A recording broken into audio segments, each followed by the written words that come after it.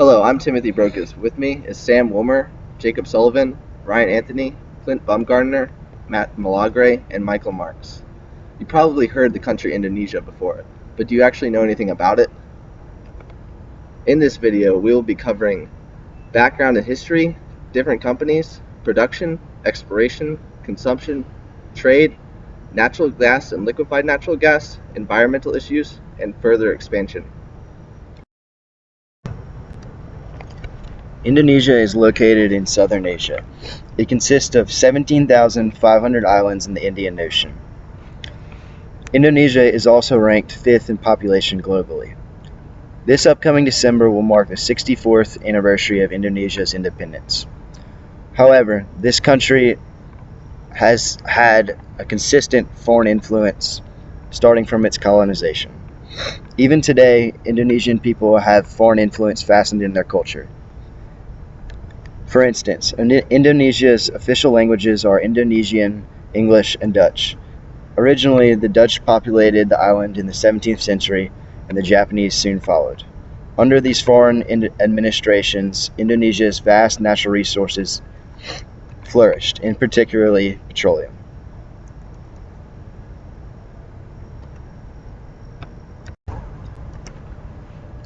Only years after the United States, Indonesia's first sign of producing petroleum came in the 1880s. However, before the existence of oil, Indonesia was known for the export of sugar and coffee.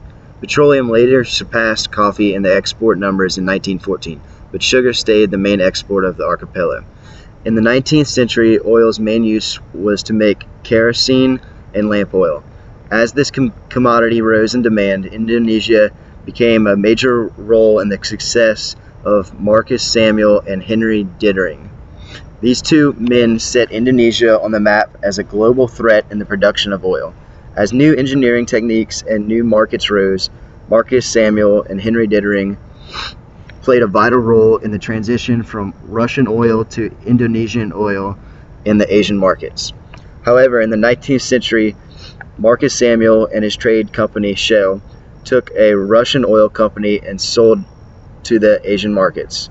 Shell made a competitive measures shortening the gap between the supplier and the consumer by gaining access through the Suez Canal. This permission allowed tankers to cut numerous mileages from the Shell's Russian supply to the East Indies. Indonesia has been on a 3.5% annual decline in crude oil production since 1998. In the first quarter of 2013, crude oil production in Indonesia was at 830,900 barrels per day, which was 8% lower than their target production for the quarter. Although Indonesia is not the strongest crude oil producer out there, it is the number 10 highest producer of natural gas and the top producer of palm oil in the world. Indonesia is expected to produce 31 million metric tons of palm oil in 2013. Indonesia has one national oil company called Pertamina, which recently invested $4.6 billion in an effort to reach a production of 1 million barrels per day by 2015. Indonesia is the number 17 highest oil consuming country in the world, using about 1.292 million barrels per day. Currently, Indonesia consumes a significantly larger amount of oil than it produces. Depletion of Indonesia's standard reserve have led to a vast increase in the need for oil exploration. Indonesia plans to meet these demands by deep-sea drilling as well as exploring the western islands of Indonesia for oil reserves. New technology has made these ventures possible. However, only 80 new wells in the past year were discovered. This is just 32% of Indonesia's annual target of 250 wells. Although Indonesia has been declining in its production of crude oil, there are still vast amounts of untapped natural gas that can be produced. However, there are many challenges that get in the way of this. Most of natural gas in Indonesia is caught up in deep-sea oil reserves.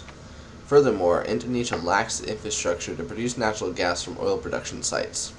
This has caused Indonesia to be ranked 10th in the global natural gas flaring. Nevertheless, with its 3 liquefaction plants, Indonesia is able to produce nearly 1.6 trillion cubic feet per year of liquefied natural gas. Also, many IOCs such as BP plan to construct their own liquefaction plants in Indonesia. This will provide the much needed infrastructure to help boost the refining and production capabilities of Indonesia. However, in the past few years, the demand for liquefied natural gas in Indonesia has increased drastically. This has caused liquefied natural gas plants to make changes in order to serve a local market rather than serving export markets. Indonesia has slowly been declining in the production of crude oil. However, the country has plans to reverse this trend and expand in new untapped reserves. To accomplish this, Indonesia plans to expand into western reserves as well as begin offshore drilling operations. Additionally, Indonesia will be allowing new IOCs to access the reserves as well as being petitioned to join OPEC by the year 2020. Furthermore, Indonesia has begun to construct new LNG plants such as the Droni Stinero plant, a liquefaction plant expected to produce over 370 billion cubic feet per year.